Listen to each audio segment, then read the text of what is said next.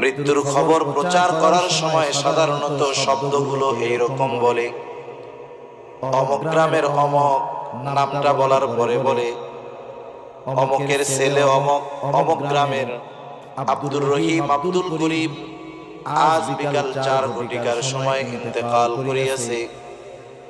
আগামী দিন সকাল 9টায় অমুক জায়গায় তার জানাজা অনুষ্ঠিত হবে।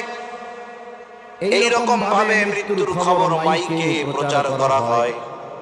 মৃত্যুর খবরটা যখন প্রচার করা হয়, যেই শব্দগুলো বলা হয় এর মধ্যে একটা শব্দ হলো অমুকে ইন্তেকাল করিয়াছে।